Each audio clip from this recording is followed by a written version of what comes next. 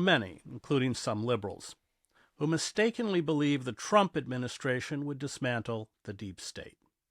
In fact, as the investigative reporter Whitney Webb has documented, Trump is closely allied with the most authoritarian figures in Silicon Valley, such as Peter Thiel, who envision a world where our habits, proclivities, opinions, and movements are minutely recorded and tracked. These Trump allies do not intend to free us from the tyranny of intelligence agencies, militarized police, the largest prison system in the world, predatory corporations, or the end of mass surveillance.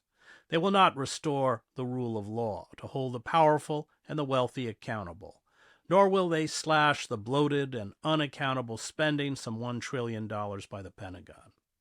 They are rapidly purging the civil service, as well as law enforcement and the military, not to eradicate the deep state, but ensure that those in charge of state machinery are exclusively loyal to the whims and dictates of the Trump White House.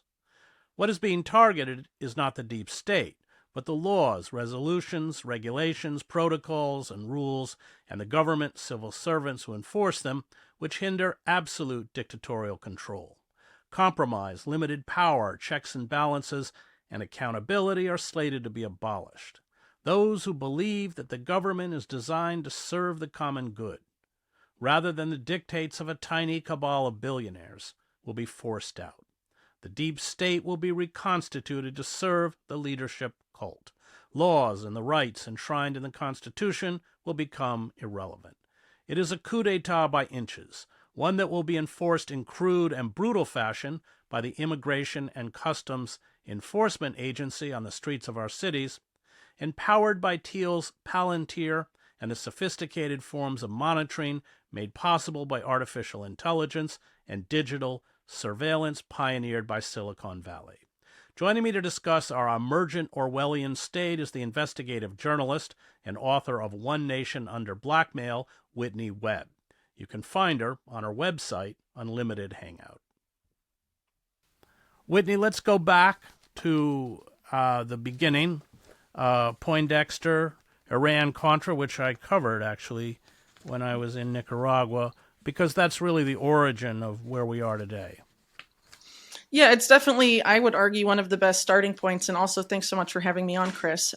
So John Poindexter, as of course you know, was one of the national security advisors to Reagan and was the highest ranking member of his administration.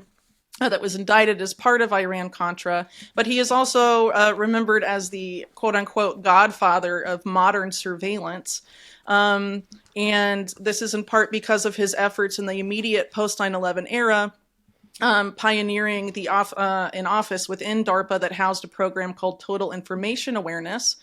So right after the Reagan administration, Poindexter was sort of in various roles throughout these tech companies that were sort of a prototype to what Palantir and Total Information Awareness would later do, like Saffron Technologies, Syntech Technologies, that were defense contractors and trying to basically create, use sort of, predictive analytics to determine what terrorists would do next, all before 9/11 even happened. And of course, there was a renewed demand for that type of technology and these sort of innovative solutions in the immediate post 9/11 era. When this information, was reported on Total Information Awareness, there was a huge outcry throughout, U.S. mainstream media. A lot of organizations, including the ACLU and organizations like that, rightly noted that it would eliminate the constitutional right to privacy and create this very disturbing era of mass surveillance by, I think one of the mainstream media reports on it said that it would fight terrorism by terrifying U.S. citizens, basically, and making everyone a suspect under this type of this paradigm he was seeking to usher in.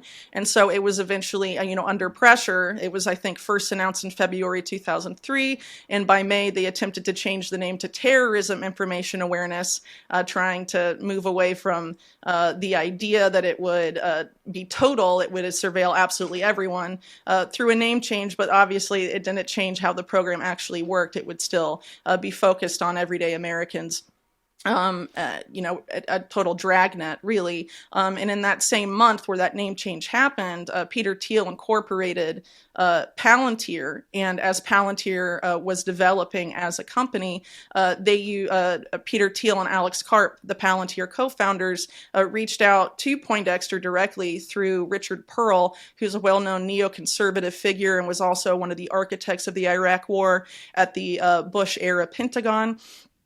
And, basically they hatched this plan to privatize this program, rightly calculating that if they turned it into a entirely private sector enterprise, the outrage would, essentially dissipate, which it remarkably did, because originally it was a public-private partnership housed within DARPA, and then by making it this private sector enterprise, a lot of the concerns about it disappeared, and this is arguably because by moving into the private sector, they were able to accomplish a lot more than they could have by being affiliated directly with the public sector, even though they contract with the public sector. And so Palantir, funding-wise, was set up with money from Peter Thiel himself, and that the algorithm for it had originally been developed at PayPal, and the other funding source was the CIA's In-Q-Tel.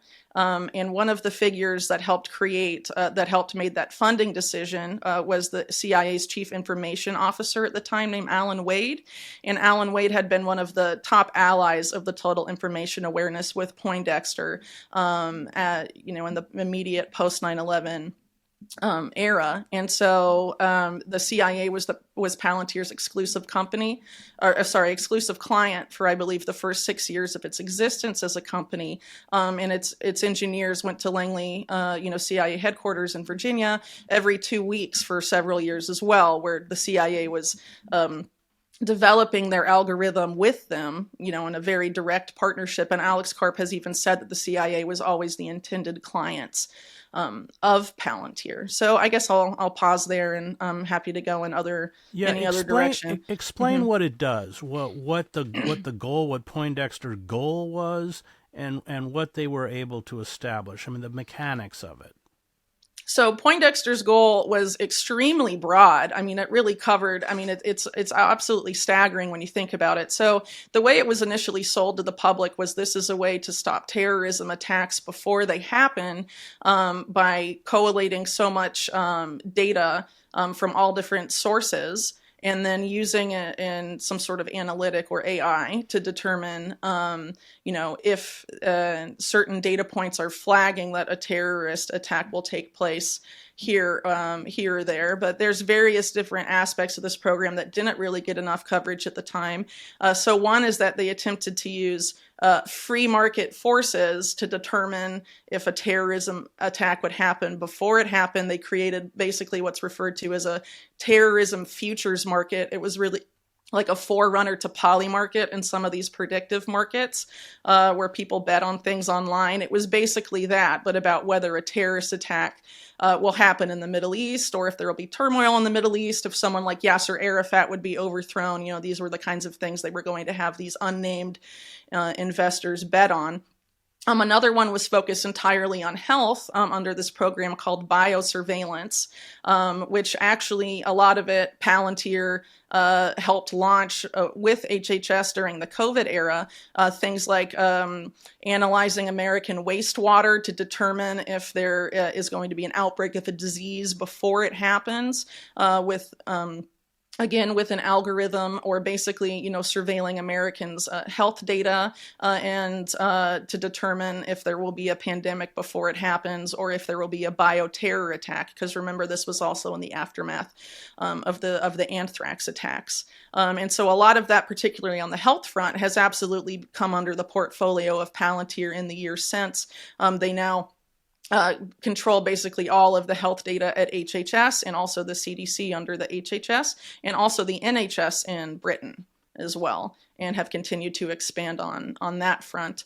But Palantir, also works extensively now in the private sector as well. They're a major AI engine for Wall Street banks, for example, and they have different, programs that are sold to different entities, but ultimately they are a massive contractor to essentially every U.S. intelligence agency, and that includes DHS and ICE, which a lot of the critical reporting on Palantir focuses on their contracts with ICE specifically, but all of that is intended to also be used against people that are not illegal immigrants. It's meant to be an entire dragnet of basically pre-crime, and Palantir, in concordance with Poindexter's ambitions, has been a major piloter of pre-crime technology in the United States. I think they began doing that in New Orleans initially, but they call it predictive policing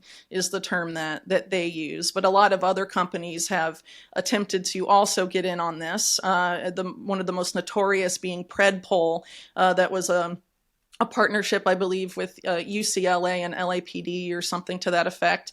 And they're notoriously inaccurate, and they're almost always piloted in low-income minority neighborhoods, and basically are a way in essence, what happens because the accuracy rate is so low is that you're creating this pipeline of people basically being sent to prison, or being caught up in crimes that are very petty. But you're just sending police to all these areas in a relatively discriminatory way. The Predpol is really outrageous because it's like accuracy was found to be like insanely low, and they didn't phase it out despite the extreme inaccuracy. It was worse than a coin toss, essentially, and departments around the country continued to use it. And then in some of these areas where Palantir ended up leaving, another Peter Thiel backed entity called Carbine also has a predictive policing component, but has been sort of taking over 911 emergency call systems, throughout the United States, which is, generally at the county level. But this is a company that wasn't just funded by Peter Thiel. It was funded by Jeffrey Epstein and was led for a significant amount of time by Ehud Barak, the former Israeli prime minister. As well, and has sort of expanded outwards. So a lot of Poindexter's ambitions, unfortunately, have been becoming true at a really rapid pace, and part of this was done under the guise of combating the COVID-19 situation with data, that we needed data to solve those problems. Are you in essence just creating profiles? These are just creating profiles for every American citizen? Well, ultimately, that's been acknowledged now. I think there was a report on that a few months ago. The Trump administration was explicitly using Palantir to make databases on every American, but that has been done in a way that has been more covert, through something called the Main Core database. That was, again, something that goes back to Iran-Contra. And persists into the present. But this is sort of a way to make it a more overt program that can be used openly by law enforcement, arguably. And I would say if you look back to how the Trump administration behaved around the end of 2019, there were a spate of mass shootings, and basically their response to those was to create the legal infrastructure for pre-crime. So after the El Paso Walmart shooting and some of these shootings that happened during that time, William Barr, then Attorney General, created this program at the DOJ called DEEP that was basically created the legal infrastructure for pre-crime. And you had Trump come out and say that the way to combat these shootings was to have social media develop algorithms that flag posts to predict shooters before they can act.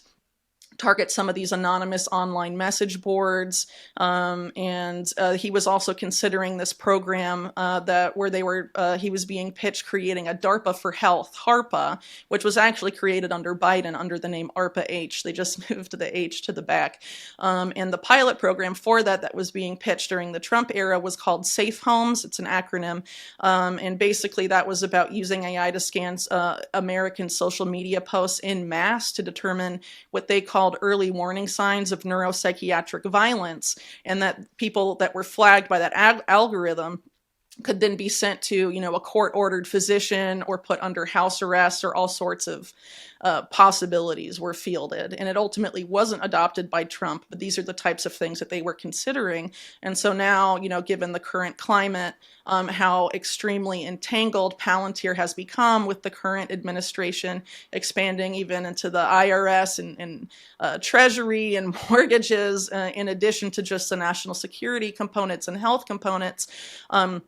It is rather unsettling, but a lot of, as I mentioned earlier, a lot of this profiling of Americans has been going on for a long time, under the guise of, what were developed by the Iran-Contra crowd, covertly, the continuity of government protocols in this effort by parts of the quote-unquote deep state or the national security state, to basically profile people they deemed unfriendly for whatever reason, people that could be potentially incarcerated in a time of political upheaval, they said. But the Reagan administration's examples of political upheaval in these cases were, one example given was widespread mass protests that were nonviolent against U.S. military intervention in Latin America, like in Nicaragua, for example, was something that could have them use these profiles they had developed on Americans then back in the 1980s, and incarcerate them at a time deemed convenient or necessary by the Reagan administration. And they claimed then at the 1980s to be able to locate these so-called dissidents almost immediately based on the data they had compiled on them at that point. So imagine what it's become, over the past 25 years, when we've seen a lot of these extreme surveillance capabilities and also the development of the associated technology just take off in the aftermath of 9/11, 2001. Let me ask about what you call the PayPal mafia. Sure. Palmer Luckey, he was a Thiel Fellow, founded Oracle 2012 before it was purchased by Meta. Zuckerberg, Sam Altman, J.D. Vance, Elon Musk. Talk about that little cabal.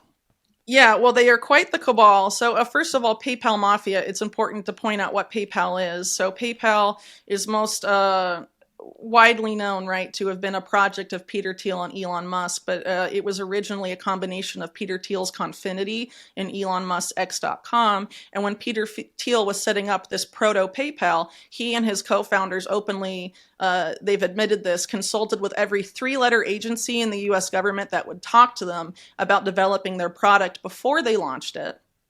And then they team up with Elon Musk and X and create, this it basically dollarized the internet. It made the dollar the de facto currency of the internet, and it had a very huge reverberations for the early fintech space. But of course, as I just said, they did this hand in hand with the U.S. government. And it's really no surprise that you see, when it's sold, when they sell PayPal to Pierre Omidyar of eBay, Peter Thiel moves into this effort to privatize total information awareness, the algorithm for Palantir having started as PayPal's anti-fraud algorithm initially, and then being developed to become what it is today. And so since then, you have a whole network of people that have either been proteges of these figures or worked at one point for PayPal. For example, the current AI and crypto czar at the White House, David Sachs, a former top executive at PayPal with Thiel. And all of these other people. And of course, J.D. Vance, the current vice president, is intimately connected to Peter Thiel. His whole career in VC is entirely responsible.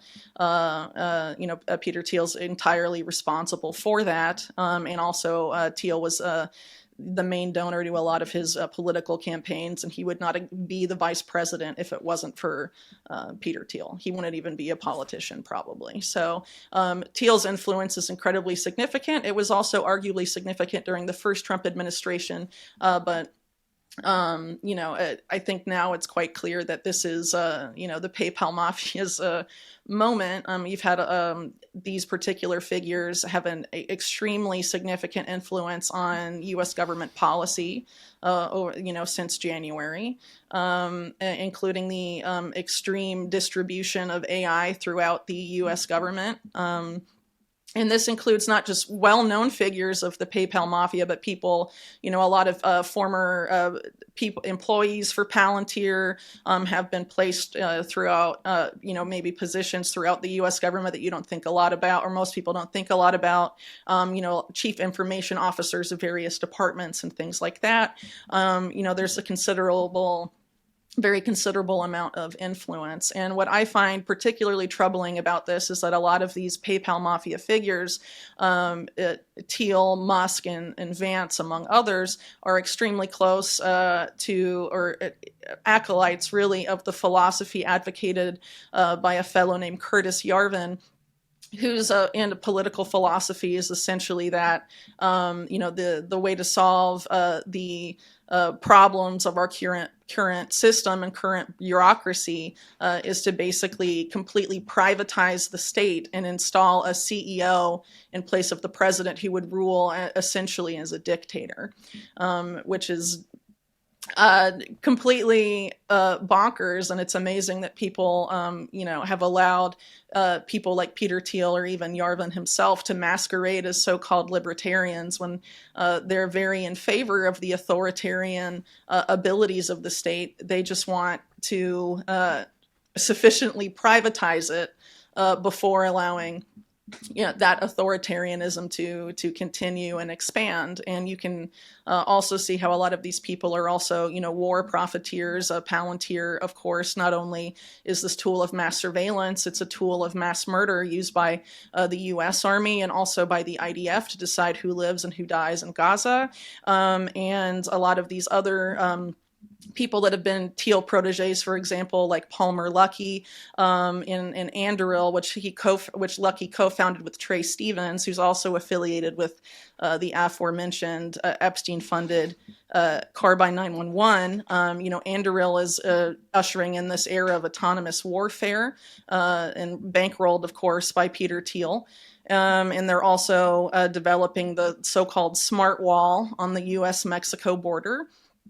And really, these people are developing very Orwellian, disturbing systems with not just domestic implications, but also very significant implications to how the U.S. Military and other militaries operate abroad. And it's extremely disturbing, to say the very least. And a lot of their branding is, we're America first. And so we should replace the old, defense contractor giants like Lockheed Martin, for example, or General Dynamics and these entities, and framing that as a good thing. This is how we're going to defeat the deep state, right?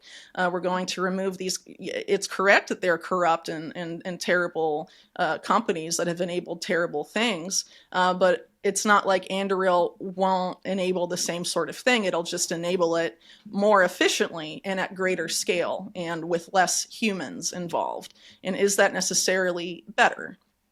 I don't really think so. And when you consider, too, that you have, the current Secretary of War, since it's been recently renamed, and Pete Hegseth coming out and basically saying the massacre of Wounded Knee, the soldiers that did that should have their, medals restored and all of this. It's basically trying to be anti-woke by saying, conflating American culture with war crimes at the same time that we're developing all of this autonomous technology that would allow these people to conduct more war crimes than ever before. So, under this guise of we're making the government more efficient, what aspects of the government are these people in the PayPal mafia actually making more efficient? Well, one of them is mass murder. And unfortunately, you don't hear enough about this. And presumably a lot of people that wanted the destruction of the so-called deep state under Trump didn't want these things to expand and continue, but they absolutely are. Let's talk a little bit about, you mentioned privatizations. Let's talk about SpaceX, cryptocurrency, and Musk's early involvement with Doge in the administration, what they're doing. And explain Yes. for people who don't understand the smart wall, what the smart wall is.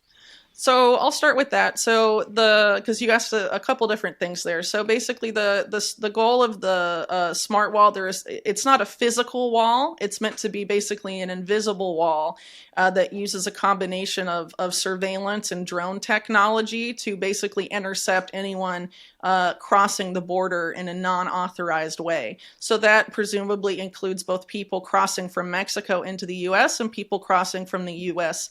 To Mexico. And again, it's framed in terms of efficiency and all of that. You don't have to have necessarily border agents there. You can have drones that are currently not lethal but could be made lethal at any point. And that is basically what they envision as the future of the wall. And obviously a lot of Trump supporters, I think, originally had envisioned a physical wall and not this combo of, non-lethal, potentially in the future lethal drone technology and mass surveillance, but also, as you may be aware, the U.S. government defines the border as going much more inland than a lot of people would imagine. And I forget exactly how long it is, but a significant amount of the country actually lives in what is considered a border zone that have sometimes in the past been referred to as constitution-free zones, where they're allowed to basically extend this type of technology deep into the U.S. domestically, as well as presumably into Mexico to some extent as well, especially now that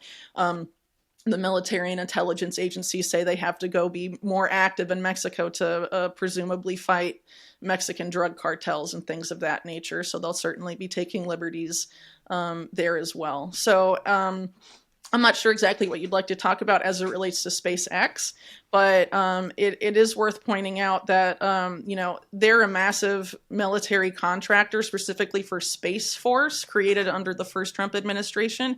They really are the main contractor for Space Force. And also, they are directly affiliated with Starlink, the satellite internet company that also arguably has some kind of covert uses, with Elon Musk, for example, saying he was going to help sneak Starlinks into Iran, for example. I wonder who that would benefit. And also, its use by Ukraine and the Ukrainian military, and then them coming back saying, we didn't know they would use it for offensive purposes. I think that was them sort of trying to cover their tracks afterwards, because it's obviously affiliated with a major U.S. military contractor. So, can't be that surprising. And also what's important in that context as well is that, he's a major military contractor that wants the U.S. government to go in a particular direction, particularly a highly automated future. And through the Department of Government Efficiency, DOGE, a lot was made to facilitate that by laying off a lot of government workers, and in their place putting, basically replacing them with AI algorithms. And those algorithms are, of course, patented and controlled by Silicon Valley companies. And the vast majority of major Silicon Valley companies double as either intelligence or military contractors or both, or have for a very long time. And a lot of the biggest companies in Silicon Valley arguably started because of national security involvement. One that's often overlooked a lot is Oracle, Larry Ellison's Oracle. And Larry Ellison, before creating Oracle, worked on Project Oracle at the CIA, and then created Oracle, the company, which then took on the CIA as one of its earliest main clients, similar in a way to what happened with Palantir, as I noted a moment ago. And now, Larry Ellison is becoming, basically taking over a large swath of American media now. So you're seeing a lot of these Silicon billionaires that contract for the military are also becoming major owners of mass media. So you see that with Ellison, for example, and it's also true with Elon Musk, after his purchase of Twitter. And his ambition to basically turn what is now X, formerly Twitter, into the Everything app with a major financial component. So as I noted earlier, there have been these efforts going around, previously considered by the Trump administration, to have AI algorithms go over social media posts and flag people, but they also are pushing to have you tie your finances to those same apps. And presumably X will also be using some form of cryptocurrency, most likely a stable coin, Bitcoin, which has been the major focus of the Trump administration, being a major pro-crypto administration. A lot of people thought they would be more pro-Bitcoin than anything else. That's how they sort of touted themselves on the campaign trail, but they've been most overtly supportive of stable coins, and stablecoin issuers, of course, buy lots of treasuries and help service the U.S. debt. So it's a way for them to continue to spend more than they are bringing in, and to basically service that debt so they can, obviously, I would say, increase the Pentagon budget, which is the budget that, in the national security budget in general, DHS and these things that continue to grow and grow and grow and grow at the expense of other departments that actually, benefit the American people significantly more. Can you talk about Oracle's relationship with AI?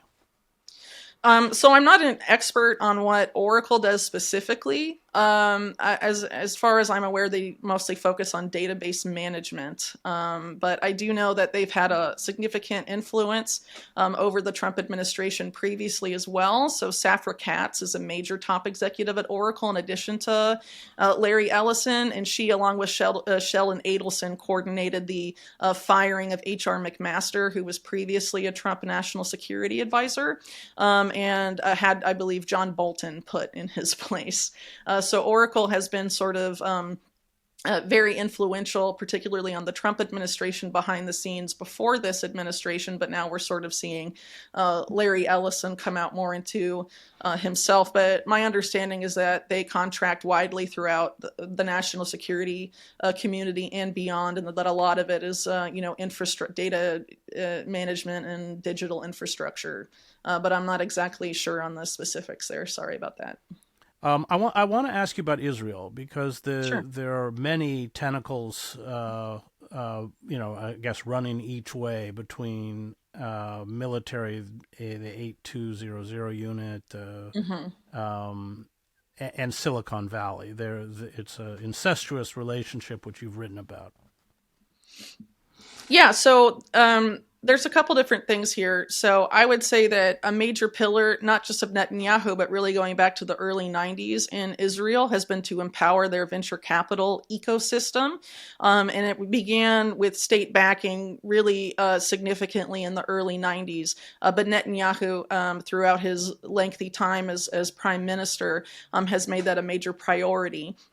And back in 2012, it actually became Israeli policy to have basically some of these startups that are incubated by veterans of Unit 8200 and some of these other Israeli intelligence agencies that involve technology to a significant degree, to have them conduct operations that were previously done in-house by Mossad or Unit 8200. So basically, to use them as fronts is essentially what the admitted policy began. And in the Israeli media report that documents this, they note that a firm like Black Cube, for example, which has been called to privatize Mossad, was one of the companies that was developed under this policy. But presumably there's a lot of other companies that also operate this way. And it's important to note that in the same period of time, you had a neoconservative and Zionist mega donor to the GOP, Paul Singer, team up with people from Netanyahu's office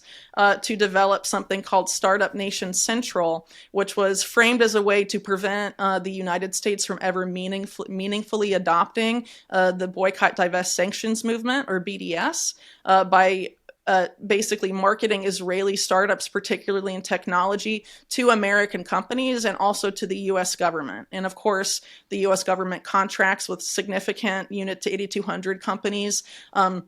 For example, the NSA in the mid-2000s had an Israeli Unit 8200 linked company develop its backdoors into popular software programs. Carbon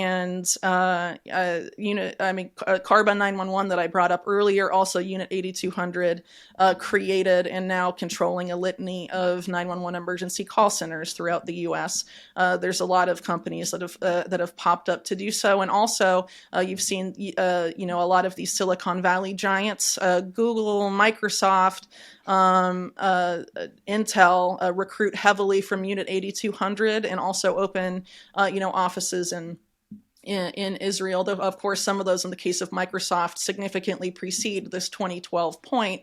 But basically, the goal was to prevent the U.S. from ever allowing boycotts of Israel at any meaningful level by integrating companies at the same time that Netanyahu made it a deliberate policy to use a lot of these companies as fronts for either the Israeli military or for Israeli intelligence. So unfortunately, in addition to that, we also have, a significant overlap of some of these Silicon Valley billionaires and the IDF rather overtly. So Larry Ellison, who I brought up a moment ago, is, I believe, if not the leading donor, one of the most major private donors to the IDF, and is also, as we noted a moment ago, a major contractor to the U.S. national security state, and is, building a quite a massive, U.S. domestic media empire, and I believe he's going to be one of the figures involved in the takeover of TikTok that was just signed off on by Trump not that long ago. And he's just taken CBS. Yeah, and I think Paramount, and I think a few others are. I think CNN is about to be acquired by them as well. So we'll see. But it's definitely a rapid consolidation. I want you to speculate what this world is going to look like. It is the fusion of corporate and governmental power. In some ways, of course, these corporations will have even more power than government institutions. We just had the presidential memo that came out a couple days ago, which essentially criminalizes, it's quite an amazing memo, the criminalizes people who criticize capitalism, support gender equality, or really anyone who's anti-fascist in any capacity. And of course all of these tools will be employed against these people who are being targeted. What kind of a world will it create? Will it kind of look like China's totalitarian capitalism, or will it be different? I think it's really hard to know because, of course, the future is unwritten and a lot of it depends on us. And there's an unprecedented effort, of course, to propagandize the American people, to have us willingly walk in and support and consent to these systems being installed, because a lot of people forget. But the ban on propaganda being used domestically against Americans was lifted under the Obama administration. And now with all of this extreme media consolidation by the specific cabal of billionaires and oligarchs, the propaganda is already bad, I would argue, but is going to get even worse to get people to consent to these systems specifically. And I think a lot of what we're going to see is going to be sort of a repeated trope of what we saw on the war on terror. We have to give up all of these new freedoms, or all of these freedoms and things like that, because we have to go after Al Qaeda and get them at all costs. But now, 20 plus years later, you have, the head of Al Qaeda in Syria being given a diplomat, I don't even know what to call it. It's so ridiculous. Like a red carpet welcome to shake hands with David Petraeus and all of this. So we lost all of our freedoms, but now Al Qaeda is just, let's shake hands and let them come to the UN while we don't let anyone from Palestine come. I mean, it's totally insane. So I think it's quite possible that, given that we're seeing this effort to gin up a war on domestic terrorism yet again, we're going to be given another invisible enemy and told that we need to give up all of these remaining freedoms and civil liberties to go after the domestic terrorists, and that it's going to be, unfortunately, a lot of the depravity that we witnessed during the war on terror, but directed domestically, hence the name domestic terrorism. And I think you can argue that was always the plan post 9/11. A lot of the stuff was focused domestically. Before 9/11, there were efforts to pass DHS as the National Homeland Security Agency. It stalled in Congress. Of course, after 9/11, no longer stalled. And so DHS was created. in a lot of these, security agencies, and the expansion of the national security state in general has also, had a lot of tentacles domestically. And I think Americans have been naive that a lot of the evil that national security state has done abroad would never be used against them. And I think that, we need to be very aware of what is going on here, and that the deep state, whatever you want to call it, is expanding, and it's expanding in the hands of private oligarchs that have a very dangerous political vision that is rarely talked about. A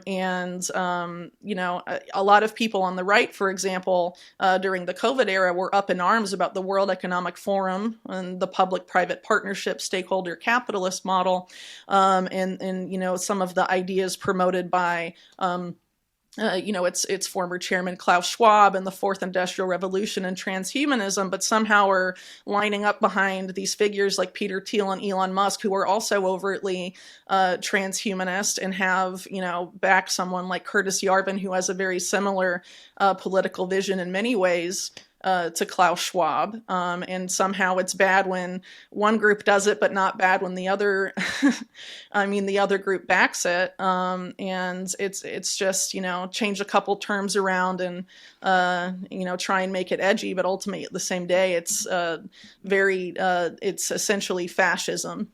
But they obviously want to market it under different names to get people to consent to it, which I think is, efforts are being done to do that now under the guise of fighting the corruption in the national security state. But unfortunately, this has always been a cancer on American society that has been distinctly bipartisan. And I think a lot of what's going to be done here is it's going to be, if we allow it, political opposition could be labeled terrorism, quote unquote. And to think that this wouldn't come back on people on the right as well, I think is naive. The definition of domestic terrorist under the Biden administration concluded people that were outraged by perceived government overreach, for example, which could easily include people on the right as well. A lot of the things in the definitions of these things are incredibly vague and just meant to sort of be a catch-all for people who don't agree with the government for whatever reason, and who won't just put their head down and be obedient when prodded to do so. I think there's a potentially dark future, but there's still time for awareness about these agendas, and for people to develop parallel systems to escape this. And I think it's very important too that people start really seriously considering how to wean themselves off of these Silicon Valley giants that are building these systems and contracting with these military and intelligence agencies, getting off of Microsoft or Google products. There's still time to do all of that. You can look up online different guides to use different operating systems, whether it's on your computer or your phone, or use alternatives to Google or any of these other things. Because ultimately, if they may try and move to make it illegal to boycott Israel, but we can boycott the other enablers of the system that are based in the United States. And maybe it's inconvenient at the time to change these things, but I think it's much more inconvenient to just walk into this world that they're trying to usher us into without offering any sort of meaningful pushback. And if they're going to try and censor speech or criminalize speech, there's other things we can do to stop this from happening. Great. Thank you, Whitney. I want to thank Diego, Victor, Sophia, Thomas, and Max, who produced the show. You can find me at chrishedges.substack.com.